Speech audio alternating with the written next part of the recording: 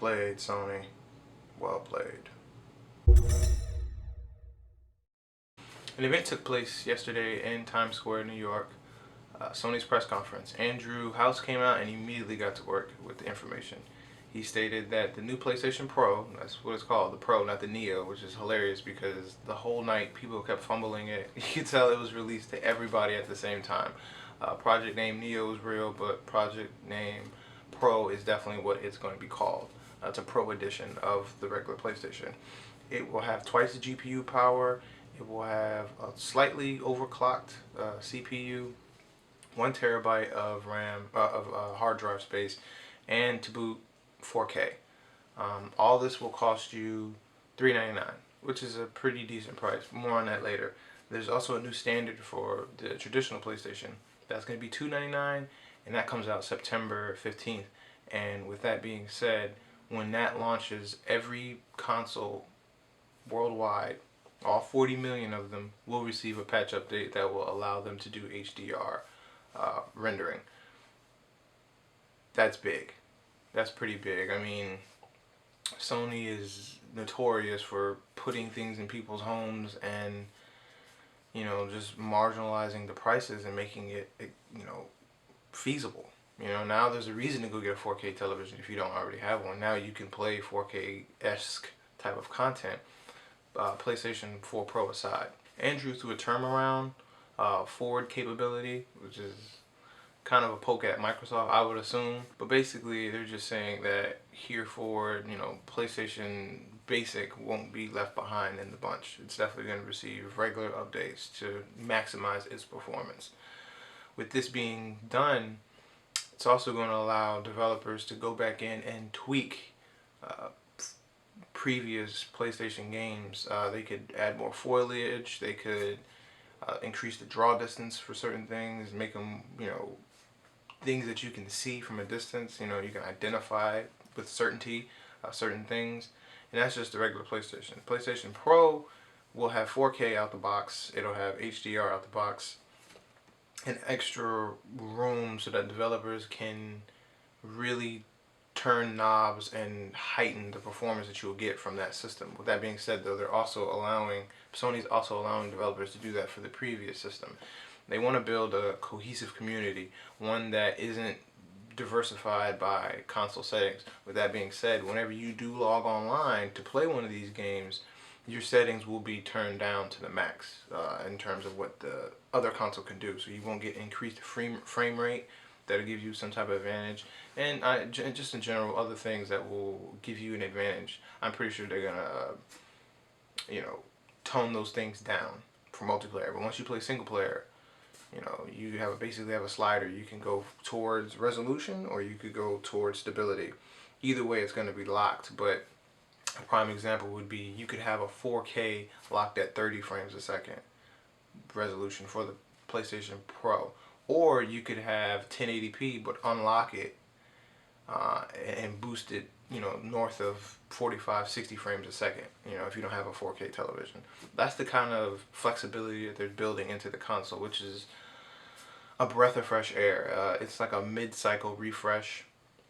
It's definitely allowing, you know, more tools, more kits, more an extra mile developers can go just to really give a console a realized image, you know, because after when things are on the cutting room floor, they gotta take so much stuff out, you know, and their idea gets dwindled down into some things that isn't exactly what they identify what they want. Prime example would be Watch Dogs. It's a game that is designed to look a certain way, but because of all the game is so demanding, they have to, you know, tweak it down and pack it in. So stuff like that is what you're going to receive with that new PlayStation 4 Pro. Super sampling is essentially what they call it when they take something big and then condense it down. That's the new ability that the PlayStation Basic and the PS4 will have. PlayStation Pro will be able to screenshot at 4K respectively, and it will be able to share and upload to YouTube at 60 frames a second. Also, Netflix will be 4K ready and also be able to deliver maximum performance with that. Twitch, however, is the only one that didn't really receive too much of a boost. I mean, it is going from 720 to 1080p, but it did not necessarily get the 60 frames a second, which I'm not sure who can upload the 60 frames a second outside of PC. PlayStation's controller did get an update. The new light bar sensor is at the top.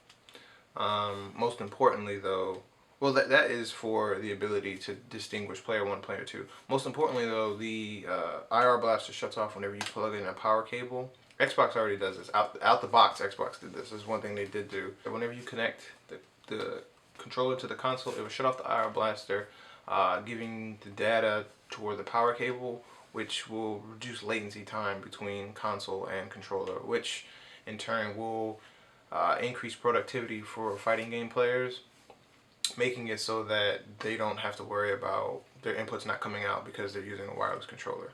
Wireless controllers are pretty much taboo in any respective competitive environment. Nobody likes them. So with this now, you'll be able, I'm not sure if it's actually going to be the older controllers. I don't know if it's a firmware update or whatever, but I know future controllers, they made a point to make sure that you don't have to worry about that. It would be much of show and tell if they didn't have much show to complement their tell. They did show Spider-Man, Days Gone, Horizon, Mass Effect, which looked outstanding. They showed those games, and immediately when they showed them, I was like, I'm never going to be able to see these games in 4K because I'm watching on Twitch. But they did say they're going to upload them sometime soon. They didn't give a date or anything to let people be able to actually view them in 4K. My pick of all of the games that came out would have to be Mass Effect. To me, it just looked so well developed. Like the environment that he was in, you'll catch the stream out sometime soon, hopefully. The environment he was in was so authentic. It was so lived. Like I don't know how to explain it, but they did a really good job in fully detailing the whole level. Like it was a canvas and they painted every inch of it. The draw distance for the third party character viewing angle was definitely further away, which is not good or bad, it's just worth noting. And then there was Call of Duty. I was always raised, if you don't have anything good to say, don't say anything at all. It looked like Doom. That was good. That guy, Hendrix, made the quickest exit off stage I've ever seen. I mean, I swear, he was gone before the lights came on. He wanted no part of that. 5 people clapped. Some people were excited. Now the venue wasn't gigantic, so it wasn't like, you know, Evo press conference or anything like that. It was slightly smaller, but you know, you could tell people were excited for certain things. They're also making a native app for Netflix and YouTube to be able to stream Netflix content in 4K and be able to upload in 4K or 60 frames a second, whichever your pleasure is, because now the PS4 has that slider capability. Those apps are being designed from the ground up for PlayStation. Anyway, that's all I got for you guys. I appreciate your time. Make sure you subscribe, like if you like the content, and share this with anybody that's on the fence for 4K or on the fence for PlayStation console, because it's looking like PlayStation is just gonna take over everything. Like PlayStation is in a very good place. Anyway, I'll catch you guys in the next one.